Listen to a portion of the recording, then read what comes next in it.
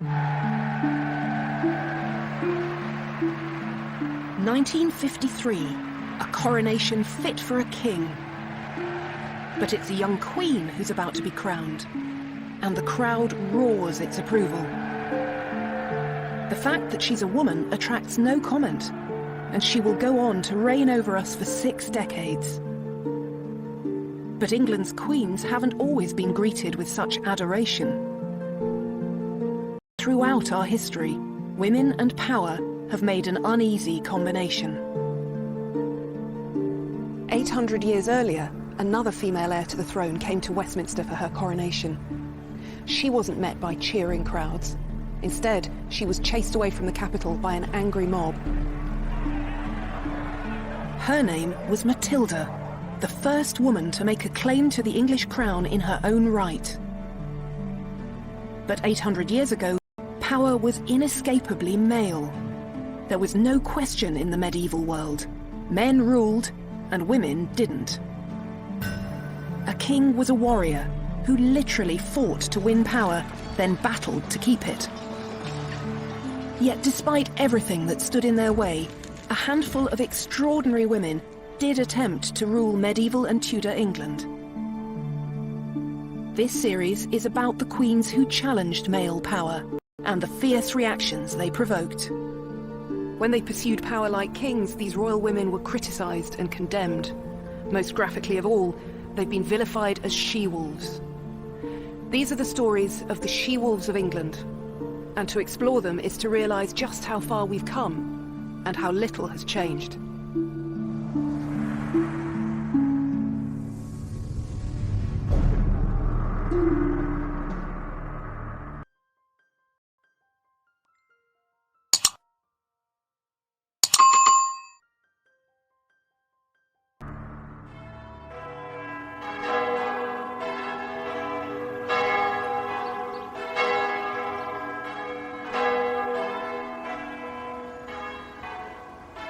On the 24th of June, 1141, a 39-year-old woman sat down here at Westminster to a sumptuous banquet. It was a feast to celebrate her planned coronation as Queen of England. Matilda, it seemed, was about to become the first woman to rule England in her own right. Matilda was the daughter of Henry I and granddaughter of William the Conqueror, but you won't find her on the roll call of English monarchs. This faint manuscript image is the only contemporary picture of her that's into almost 20 years of catastrophic civil war. Matilda herself has gone down in history as a domineering and destructive woman, perceived by men as a she-wolf, simply because she dared to challenge the assumption that only a man could wear the English crown. And her bid for the throne began with a tragedy, the death of the male heir, her brother William. It happened not in England, but when he and their father were returning from their territory across the Channel in Normandy. This sleepy village, Barfleur in Normandy, was once the greatest port on the Norman coast. It was from here that Matilda's grandfather William, Duke of Normandy, set off to conquer England in 1066. 54 years later, another Norman fleet set out from Barfleur to cross the Channel. At its head was the King of England, Henry I, in his great dragon-headed longship. And behind him, in a newly fitted-out vessel called the White Ship, was his son and heir William, with a large party of young noblemen. It was November, late in the year for what could be a treacherous crossing. But the water in Barfleur harbour was still and glassy, and there seemed no need for concern. The king set sail first, at twilight, to be followed by William and his company of ebullient young aristocrats. But when the White Ship slipped out into the dark water, everyone on board was roaring drunk.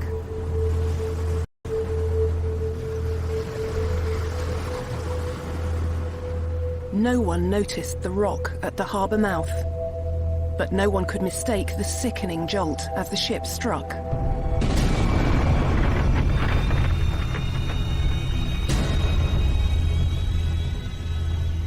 It took only minutes to sink. And in the freezing November waters, there was no hope of rescue.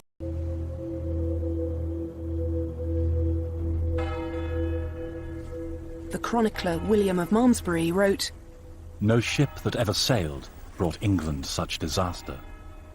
It was such a calamity that 2 days passed before anyone dared to break the news to King Henry. When eventually a stuttering boy was pushed forward to tell him that his son was dead, the king collapsed in anguish. It was a personal tragedy, but for a king, the personal was always political, and all Henry's hopes for his country's future had been swallowed by the sea, along with his drowned son. Norman kings had worn the English crown for just over 50 years, but already a dynasty had been founded, and a new source of sons and heirs. But now there was no natural successor to continue the line. No boys. Just a daughter called Matilda. There had never been a female heir to the English throne. But then again, there was nothing explicitly to say that a woman couldn't inherit the crown. The revolutionary effects of the conquest, which had swept away all precedent and tradition, meant that Norman England hadn't yet developed fixed rules about how a new monarch should be chosen. But in these times, it wasn't enough to have a right to the throne. To wear the crown, you had to fight for it too. That's exactly what happened with Matilda's father. Henry I had fought his older brother for the rule of England and Normandy. And once he'd become king, he had to keep on fighting to impose his authority on his nobles. Could this possibly be a job for a woman? These are the two sides of a king's great seal, the physical representation of the crown's authority that hung from every royal decree. An iconic image of power that demonstrates the king's most fundamental roles. Here, on one side, he sits with an orb and scepter in his hands to give justice to his people. On the other, he rides a war horse with his sword unsheathed to defend his kingdom.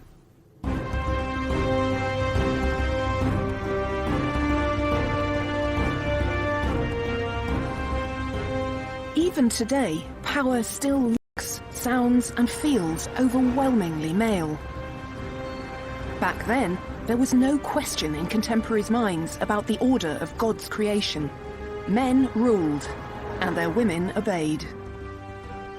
In fact, the Anglo-Saxon word for queen didn't mean a female king. It meant the wife of a king. And as a king's wife, a queen could advise her husband, or even represent him.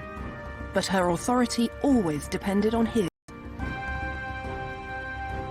And it was this limited kind of queenship, as royal wife to a royal husband, for which Matilda had been prepared since birth. When she was a small child, her father sent her to a foreign land to be married to a complete stranger. At the age of 8, she'd already begun an extraordinary career. She'd left England to marry Henry V, the King of Germany and Holy Roman Emperor. Since then, she'd been fated as his empress, the greatest court in Europe. And as a result, she had a powerful sense of her own majesty.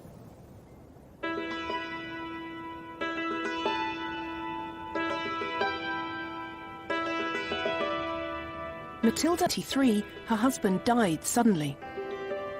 And after 16 years abroad, Matilda came home to England. She was Henry's only heir, and he chose this moment to ensure the future of his dynasty. This is Westminster Hall. In Matilda's day, it was probably the largest indoor space in Europe. It still has a daunting grandeur. It was at a ceremony here that Henry promised Matilda a startling new future. He was suggesting that for the first time, a woman could rule in her own right as a female king. On the 1st of January 1127, here in the Great Hall at Westminster, the nobles of Henry's kingdom swore a solemn oath that they would support Matilda's right to succeed to her father's throne. No one tried to argue that a woman couldn't rule. But the likelihood is that the nobles were paying lip service to an idea that they thought would never happen. And Henry had an alternative plan. Matilda was still young. If she could give him a grandson, England might yet be ruled by a king of his bloodline. So once again, he sent her away to be married. She might have been promised a powerful future, but for the moment she was still her father's pawn. Since the conquest, the kings of England had ruled both England and Normandy. But this new Anglo-Norman realm was difficult to hold together. One way to defend it was to create alliances through marriage. Henry chose as Matilda's bridegroom Geoffrey of Anjou, whose lands to the south of Normandy could protect Henry's borders.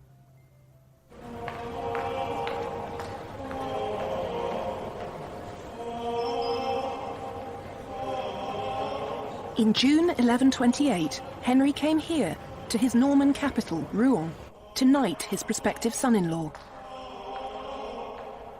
Henry was delighted with the match. But Matilda wasn't so pleased. The good news? Geoffrey was so handsome and athletic that he was nicknamed Geoffrey the Fair. The bad? He was only 15. Matilda clearly wasn't dazzled by Geoffrey's good looks. He was 11 years younger than her, and her junior by far in status and experience. She'd just lost a husband who'd been a father figure as well as an emperor, and now she was offered an arrogant teenager as his replacement. She tried to resist the match, but in the end she had no choice. She did her unpleasant duty and married him. But Matilda didn't give in easily. She never called herself Countess of Anjou. Instead, she always insisted on the greater magnificence of her own title as Empress and daughter of the King of the English. As such, Matilda knew what her father expected of her, that she should produce a male heir. But just a year after the wedding, the unhappy couple were living apart.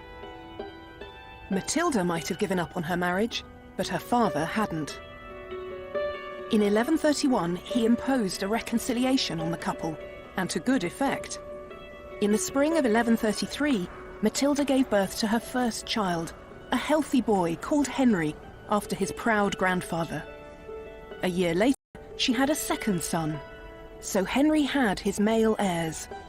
But he was in his 60s, and it would be years before they grew up. And there was more. Having a family of her own meant that Matilda's loyalties were now split.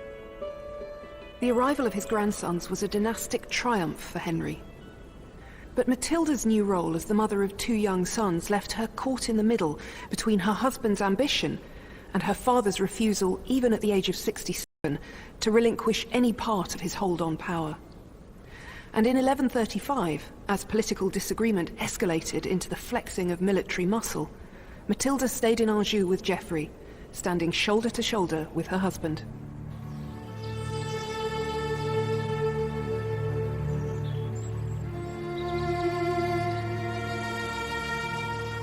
But just as Matilda was fighting for power for her husband, she was suddenly offered power in her own right.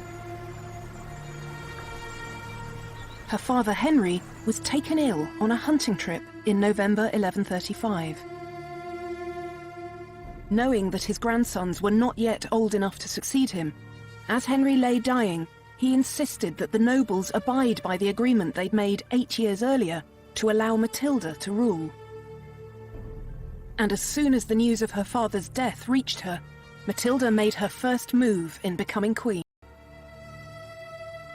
She rode north to seize control of Argentan, an important fortress that was crucial to the rule of Normandy. But then she went no further. She discovered she was pregnant.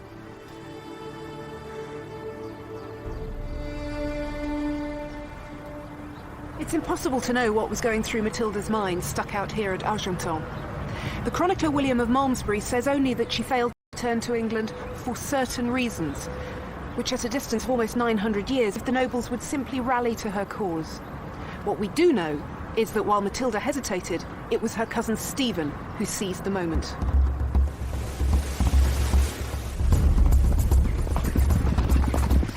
Stephen was a powerful man and an effective soldier. He rode to Winchester, where his brother was bishop, and had himself crowned king. For Matilda, this was a shocking betrayal. Stephen had been among the nobles who had sworn allegiance to her when her father was alive. Matilda believed absolutely in her right to the throne. But her big mistake was to assume that others did too. Male might, it seemed, still overcame female right. According to a chronicle known as the Gesta Stephani, the Deeds of Stephen, there was no one else at hand who could take the king's place and put an end to the great dangers threatening the kingdom. This is hardly an impartial account. It was written by a monk with close ties to Stephen's court, and Stephen is the hero of the story. Unfortunately, no one was writing Matilda's story. Stephen's masterstroke was his speedily arranged coronation. Once God had made him king, no man, let alone a woman, could undo it. Stephen's kingship had taken effect in the moment he was anointed with holy oil. But in that instant also lay the seeds of civil war. Two different forms of royal legitimacy now stood in opposition to one another. Matilda was the only legitimate child of the previous king, and the nobles had sworn allegiance to her as his heir. But Stephen had just been anointed and crowned as Henry's successor. Victory for one now meant defeat for the other.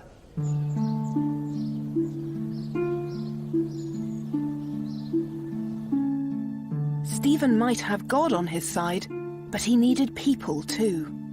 He couldn't rule without the support of the powerful nobles. It was a balancing act. They would help the king keep order in the kingdom and defend it from attack, if he offered leadership and security. And this is what Stephen appeared to be doing. So one by one they rallied to his cause. And his triumph seemed complete when he won the support of Robert of Gloucester, one of the most powerful noblemen in the country. Hundreds of miles away in France, Matilda's cause seemed lost. Her third son had been born safely at Argenton, but now she and her boys were embattled there, with little prospect of reclaiming her inheritance. To make his throne secure, Stephen needed to control the Anglo-Norman realm on both sides of the Channel. But while he established his rule in England, it took him more than a year to cross the Channel to France. By then, Normandy had collapsed into anarchy, and so did Stephen's army, as his soldiers began to squabble among themselves.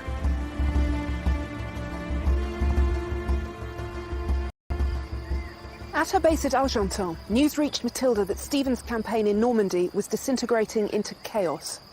Most significantly of all, the uneasy alliance between Stephen and Robert of Gloucester began to fall apart.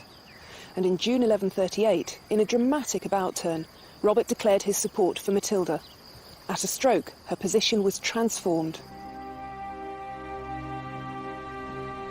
Matilda now had a route to England and the throne. Robert's lands in Normandy gave her a safe corridor to the coast. Stephen was still the anointed king, but for the first time, cracks were beginning to appear in his regime. How far would Matilda go to fight for the crown that she believed was hers? It was becoming clear that Matilda herself would have to stand at the centre of the campaign to secure her inheritance. Her uniquely royal blood, despite the female body in which it was housed, represented the only hope of challenging the sanctity of Stephen's coronation. And so, in 1139, Matilda set foot on English soil for the first time in 8 years. She came here, to Arundel Castle. News quickly reached Stephen of Matilda's arrival, and he lost no time in marching an army to Arundel's gates. For once, Matilda's sex worked to her benefit, not her disadvantage. She was the daughter of a king, the widow of an emperor, and Stephen's own cousin. Attempting to wage war on a woman of such exalted status would be a profoundly risky business. So Stephen was reluctantly persuaded to allow Matilda to leave Arundel. This played straight into Matilda's hands. She immediately went to Bristol, where Robert of Gloucester waited in his fortress. While Matilda's forces were still smaller than Stephen's, support for her was growing. Men who had wavered in their loyalty to Stephen now had the royal figurehead they needed. And while Matilda's forces had no chance of overwhelming Stephen's army head-on, they did find a way to wear him down with feints and lightning strikes, a kind of guerrilla warfare that kept Stephen on the back foot. Civil war raged in England, and it took an immense toll on the country. The countryside was plundered and reduced to blackened earth by hostile troops.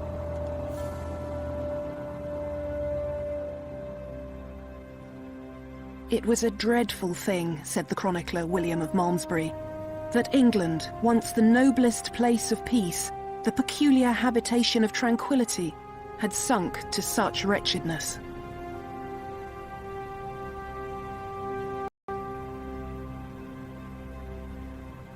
But out of that wretchedness would come the moment of Matilda's greatest triumph.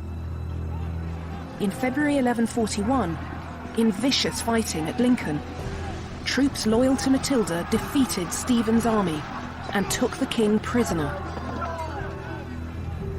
It had been 5 years since her father's death, but now the throne was within her reach for the first time. Now Matilda knew she needed the church and the people to recognize her as queen. She couldn't undo Stephen's coronation, but she could try to supersede it with one of her own. And she found an unlikely ally in the man who had orchestrated Stephen's coronation.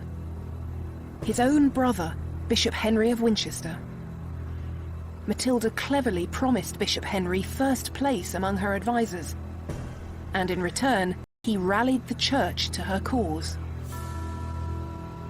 In April 1141, Bishop Henry convened a special council of the church at Winchester.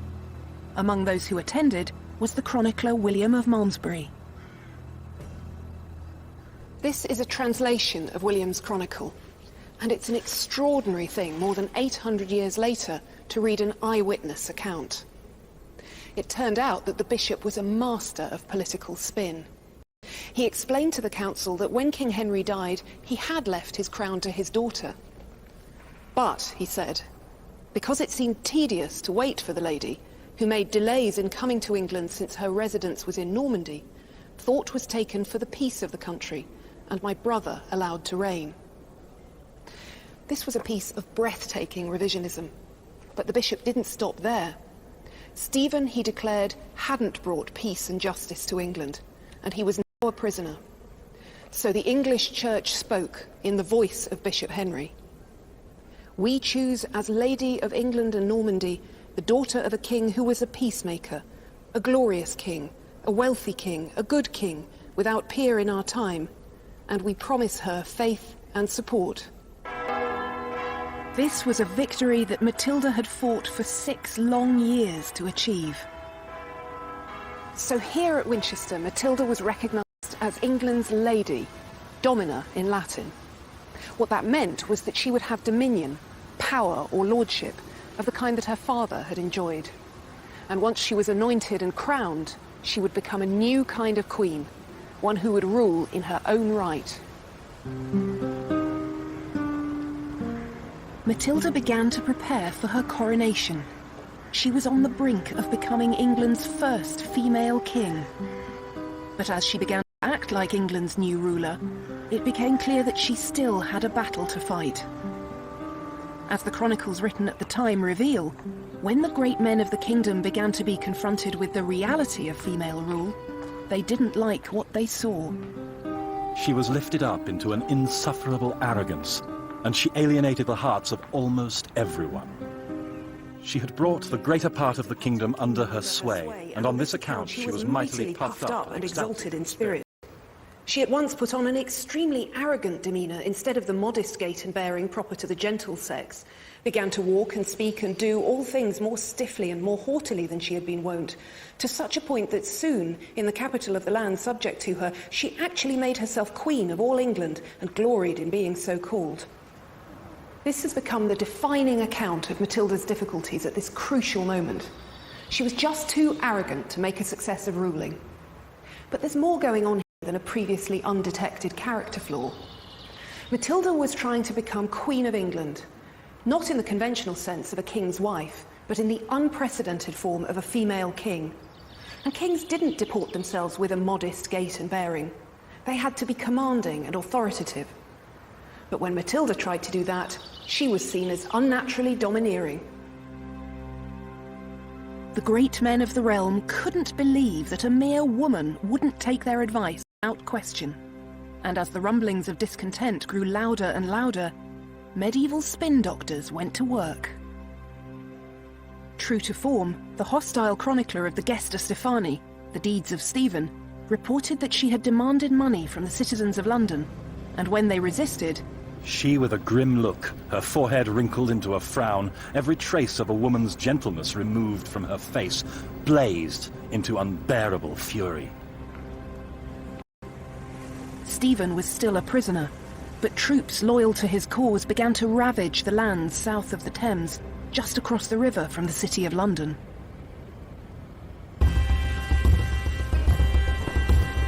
Pressed on with her coronation plans. She was so close to her moment of triumph, but at the last moment, everything began to unravel.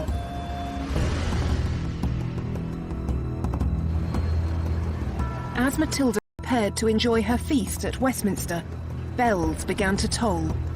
The gates of the city swung open, and out swarmed thousands of armed Londoners to drive her away from the capital.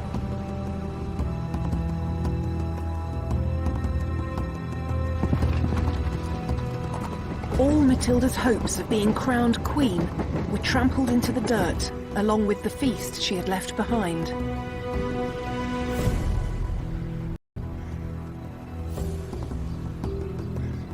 But things were about to get still worse.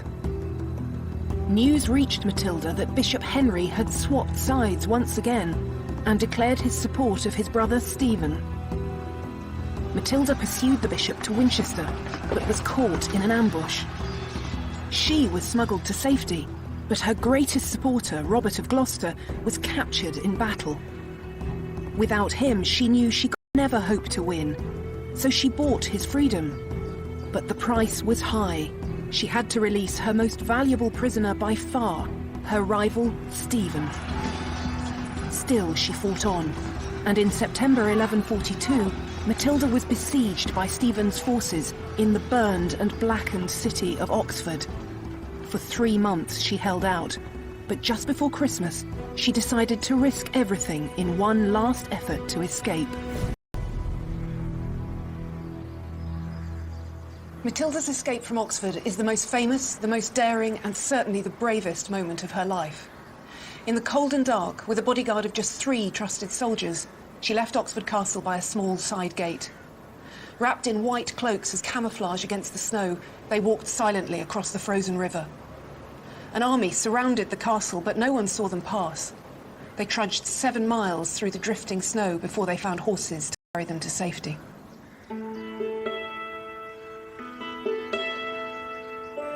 It was a courageous escape by anyone's standards. And even the Gesta Stephani remarked on Matilda's extraordinary tenacity. Never have I read of another woman so luckily rescued from so many mortal foes and from the threat of dangers so great. Matilda was now free, but nothing had changed. England remained in military deadlock. It was time to develop a new game plan. As the destructive stalemate continued, Matilda could be, but she was the mother of a son, Henry, and he was an entirely different prospect. Matilda recognised that the battle she now faced was to win the crown for her son, not to wear it herself. If the she-wolf couldn't wear the crown, then her cub would. While Matilda had been fighting in England, her son Henry had grown up in France. As a strong and energetic warrior, he had all the promise of a future king, and Matilda decided that the time had come for him to fight for his grandfather's kingdom. Stephen's position had depended on his ability to offer security and leadership. But the anarchy of the long years of civil war had undone all that. According to the Anglo-Saxon Chronicle, England's people felt abandoned by God, saying that while they suffered, Christ and his saints slept. And so, in the face of dwindling support, Stephen was forced to agree a compromise. He would remain as king, but at a ceremony here in Winchester, Stephen recognised Henry as his successor. Matilda had won, but the cost of her victory was her own political eclipse. She wasn't even mentioned by name in the treaty that brought an end to the conflict that had dominated her life. It wasn't long, though, before her self-denial was rewarded. Stephen died in October 1154, and 2 months later, almost exactly 19 years since Matilda's father had died, her son was crowned King Henry II. With her son safely on the throne, Matilda returned to Normandy and settled just outside its capital, Rouen, where she acted as Henry's counsellor and sometimes his royal deputy. Matilda had shown how hard it was for a woman to rule in her own right. In the end, she sacrificed her own claim to the throne to ensure her dynasty continued. She had lost the battle, but she had won the war. Her father would have been proud of her, and her son certainly was. Henry never forgot the importance of his mother, and always called himself Henry Fitz-Empress, son of the Empress. A poem from the time recalls that nothing in the world was dearer to him than she. Matilda died in Normandy at the age of 65 on the 10th of September 1167.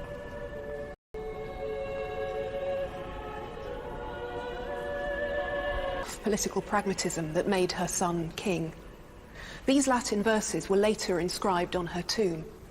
Ortu magna, viro maior, sed maxima partu, hic jacet Henrici filia, sponsor, parens. Great by birth, greater by marriage, but greatest in her offspring. Here lies the daughter, wife, and mother of Henry. Her son's triumph was the vindication of everything she'd done, but the price to be paid for that victory was her disappearance between the lines of her own epitaph. This was the price that Matilda paid for being a queen who dared to believe she might act like a king. And still the question remained, would a woman seeking this much power always face such outrage?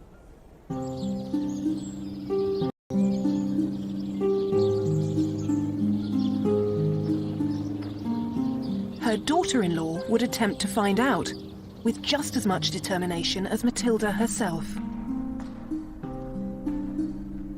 But as the centuries have gone by, Eleanor of Aquitaine's fame has endured less as a she-wolf than as a queen of the romantic world of chivalry and courtly love. In fact, we know very little for certain about Eleanor's looks or her emotional life.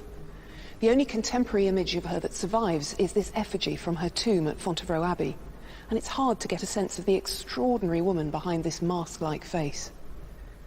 One clue to her intellect is perhaps the book she's holding, not a typical prop for a medieval woman. But then Eleanor wasn't typical in anything she did. She spent 80 years at the centre of European politics, not as a passive consort, but as a dynamic force in her own right.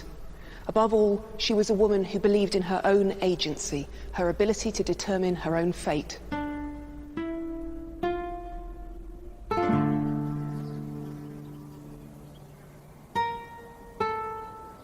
Eleanor's childhood was spent in Poitiers, one of the great cities of her father's Duchy of Aquitaine. In her day, it had a reputation as a place of poetry, romance, and wit. It was a flamboyant and sophisticated court for a girl to grow up in. This exquisite church, with its elaborate carvings and richly painted walls, gives us a rare glimpse into the sumptuousness of Eleanor's early life. But at the age of 13, she was abruptly taken away from all this. The beginning of Eleanor's life was entirely conventional for an aristocratic heiress. Just like Matilda, but Eleanor made a particularly powerful match. her new husband was heir to the French throne, and within days of the wedding, the old king died. Now, at the age of only 13, Eleanor was Queen of France, wife of King Louis VII. Louis, who was unworldly and young for his years, was puppyishly devoted to his beautiful wife. Eleanor was much less impressed. According to later gossip, she said he was more monk than king. Eleanor's role as consort was to give Louis an heir. And it may be evidence of her distaste for the job that it was 8 years before she gave birth for the first time. The baby was strong, healthy, and perfect in every way, except for the fact that she was a girl. But Eleanor was still only 21. And from their court in Paris, there was another project consuming the royal couple. Louis and Eleanor had decided to go on crusade.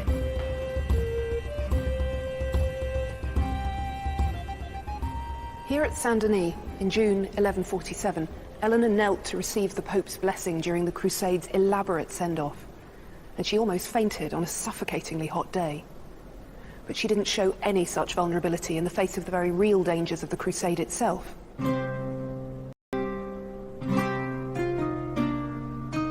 Eleanor and Louis were joining the great battle between the Christian West and Muslim East to win control of Jerusalem and the Holy Land. This adventure was the first sign that Eleanor was not going to be a conventional wife or queen. A crusade was not to be taken lightly, a treacherous journey across thousands of miles to face dangers of landscape, climate, disease, and war. Ironically, though, the greatest threat to France's queen wasn't her position near the front line, but a personal scandal. Eleanor and Louis made their way across Europe. In the spring of 1148, they sought refuge in Antioch, now in modern-day Turkey, which was ruled by Eleanor's uncle, Raymond of Poitiers. According to one chronicler, Raymond was the handsomest of the princes of earth, and Eleanor delighted in his company. Soon the intimacy between them began to spark scandalous gossip that raced across Europe. This was a dangerous moment for Eleanor. She was suspected of having an incestuous affair with her uncle. Bad enough, you might think. For a queen, however, adultery was also treason. When Louis decided to leave Antioch, Eleanor astonishingly refused to go with him. And when he tried to insist, she showed just how far she was prepared to go to escape him. Eleanor decided to use church law to claim that her marriage was invalid. In theory, the church banned marriages where a couple shared an ancestor within the previous 7 generations, as Eleanor and Louis did. But this was a law that the powerful could always get permission to ignore. According to the chronicler John of Salisbury, when the king made haste to tear her away, she mentioned their kinship, saying it was not lawful for them to remain together as man and wife, since they were related by the 4th and 5th degree. The reality was that church law was used by powerful men to get rid of wives who were no longer politically convenient. And it seemed that Eleanor didn't see why she shouldn't use it too. But Eleanor found that the king's power was greater than hers. Louis wasn't prepared to let his queen go, and she was forced to leave Antioch with him. In 1149, the failed crusade trailed home, and for the next 2 years, Eleanor didn't waste her energy by struggling further. She remained dutifully in Paris, and in 1150, she gave birth to another daughter. But then she encountered the man who would change the whole course of her life. This man was Matilda's son, Henry, future King of England, and in 1151, peace talks brought him to Paris.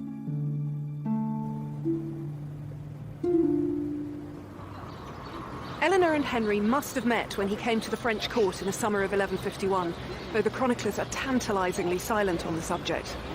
He was 9 years younger than Eleanor, a fiery and charismatic young man, boundless energy as a soldier and a leader.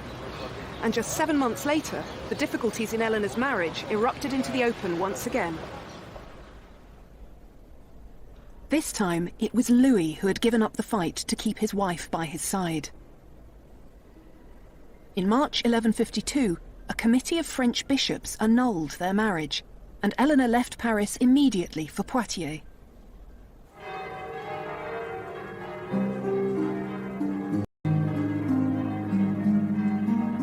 Just 8 weeks and 2 days after her divorce, she married Henry. In doing so, she changed the balance of power in Europe.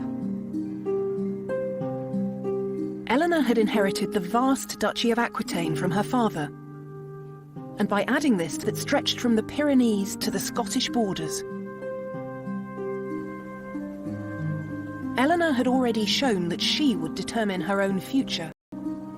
But now, in her second royal marriage, she found she wasn't the strongest female influence in her husband's life. That role went to her new mother-in-law, Matilda. We don't know anything about the relationship between these two formidable women.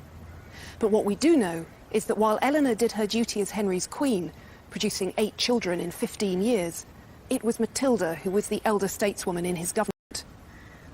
That was to change in 1167, when Matilda died less than a year after the birth of her last royal grandchild. Now, at the age of 43, Eleanor's political career was about to begin in earnest.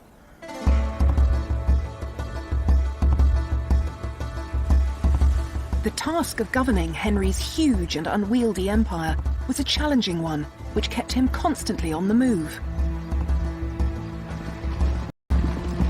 Aquitaine, at its most southern edge, was culturally and politically alien to Henry, but it was Eleanor's homeland. And in 1168, Eleanor went to govern the duchy in her husband's name. For Henry, this was a matter of political strategy, but for Eleanor, an opportunity and a welcome homecoming. Hidden inside what are now the law courts, Eleanor's city of Poitiers is all that remains of her vast palace. We don't know very much about the details of Eleanor's rule, but it's clear that she exercised independent power here, holding great courts where she gathered Aquitaine's lords around her. But she wasn't accused of unnatural pride as Matilda had been in England. Instead, her role as Aquitaine's duchess was accepted. A woman in charge was much less challenging, it turned out, if she were ruling as the lieutenant of an absent husband. However, the stories that surround this period of Eleanor's life are tales of romance and chivalry. Aquitaine was the home of the troubadours, who sang of knights declaring their passionate devotion to unobtainable ladies and attempting heroic deeds of valor to win their hearts. One 12th century text entitled De Amore puts Eleanor at the center of these stories, ruling over a court of love that pronounced judgment on questions such as whether true love could exist in marriage.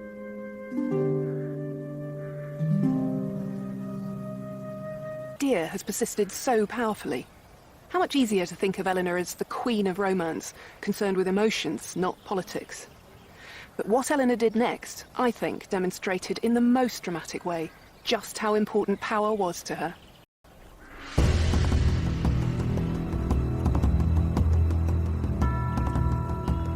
This magnificent castle at Chinon, on the banks of the Loire, was one of the most important centres of Henry's rule. It was also the setting for what was to be Eleanor's most assertive bid for power.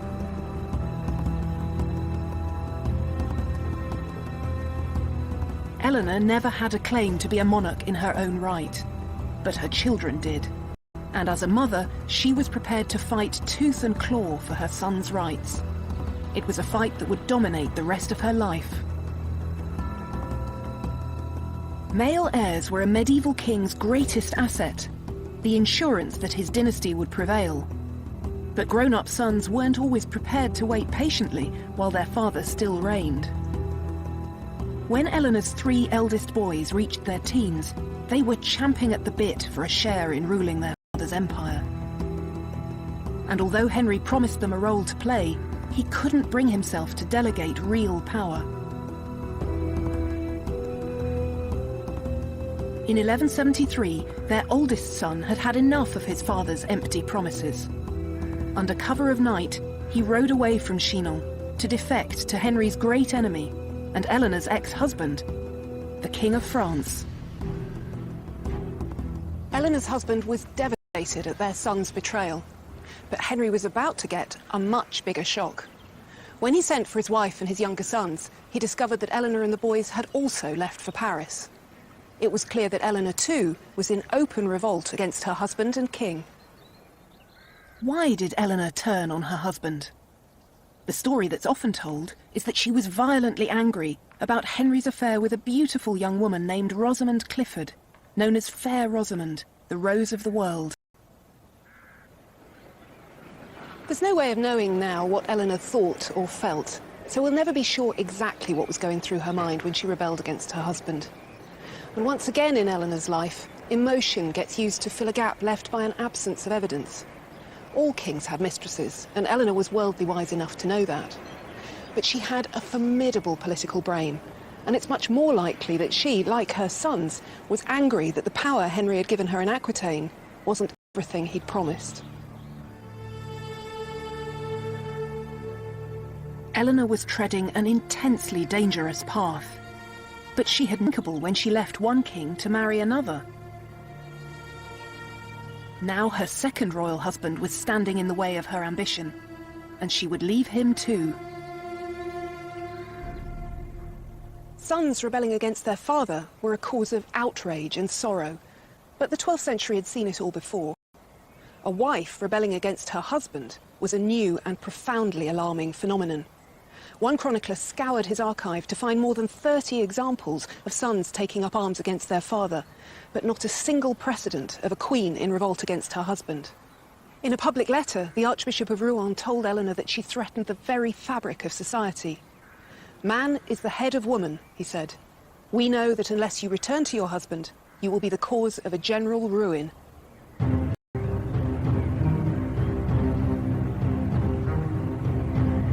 But Eleanor, as always, refused to be cowed. She set about mustering support from the disaffected lords of Aquitaine, who were always ready to resist Henry's rule. Finally, she rode north to join her sons. But she never arrived. She was captured on the road by her husband's forces. According to one chronicle, they found her disguised as a man. With Eleanor captured, the boys were no match for their father. By the autumn of 1174, they had no choice but to throw themselves on his mercy. Henry was generous in victory and offered his sons peace with honour. To Eleanor, he was not so magnanimous. Eleanor was taken as a prisoner from France to England, and for the next 15 years she's almost lost in silence. We don't even know for certain where she was held. But for a woman who'd always believed in her own agency, captivity can only have been relentlessly difficult to endure.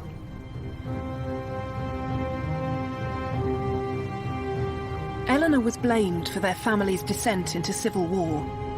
But during the 15 long years she was kept under lock and key, they kept on fighting.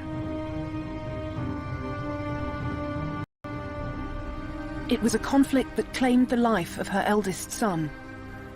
And it didn't stop until 1189, when at the age of 56, in his fortress of Chinon, Henry II died.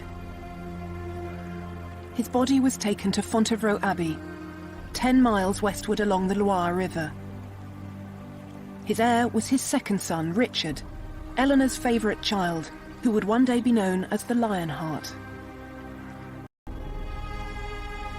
It was dusk when Richard stepped into the church, England, that his mother was now a free woman.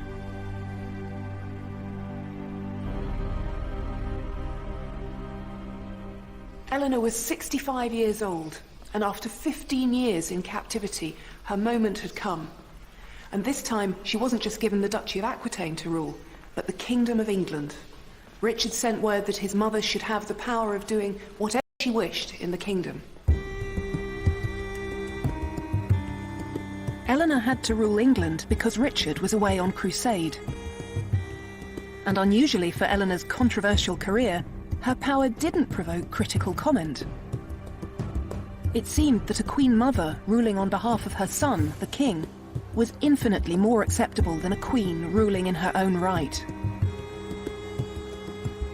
To establish her son's new regime, Eleanor travelled from city to city and castle to castle at the head of her queenly court, an unusual adjective for the chronicler Roger of Howden to choose, but one that emphasised the rare spectacle of a woman alone at the helm of English government. And she had to do the job for much longer than anyone had anticipated. On his way back from the Holy Land, Richard was captured and spent more than a year behind the walls of a German castle. It was Eleanor who kept the peace in England during his absence, and Eleanor who raised the ransom that eventually bought his freedom.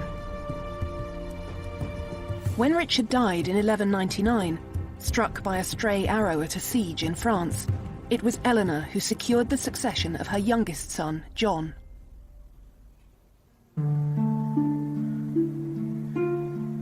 Amazingly, at the age of 75, she travelled hundreds of miles, the length and breadth of France, to support John's rule. But eventually, age and exhaustion caught up with Eleanor. She returned here to Fontevraud to rest, and from that point on, she retreated into silence. Eleanor died on the 31st of March 1204, at the age of 80. Despite her long years of conflict with her husband, she was laid to rest beside him.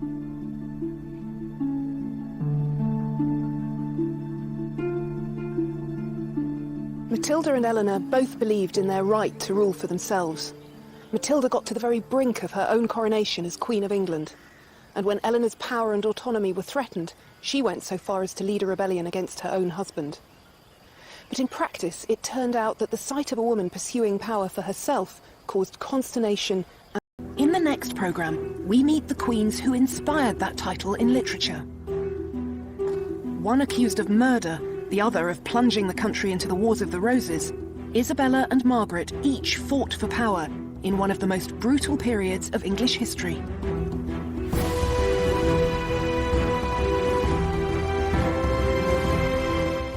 Nina Ramirez delves into the lives of the medieval kings here on BBC HD tomorrow at 7 in Illuminations. Back to tonight now, though, and we're getting a lesson in Norwegian waffles next with the Hairy Bikers.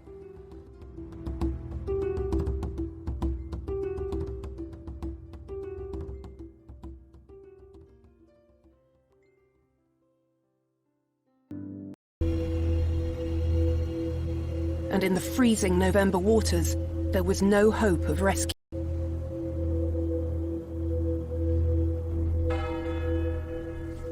The chronicler William of Malmesbury wrote, "No ship that ever sailed brought England such disaster." It was such a calamity that 2 days passed before anyone dared to break the news to King Henry. When eventually a stuttering boy was pushed forward to tell him that his son was dead, the king collapsed in anguish. It was a personal tragedy, but for a king, the personal was always political, and all Henry's hopes for his country's future had been swallowed by the sea, along with his drowned son. Norman kings had worn the English crown for just over 50 years, but already a dynasty had been founded, and a new source of sons and heirs. But now there was no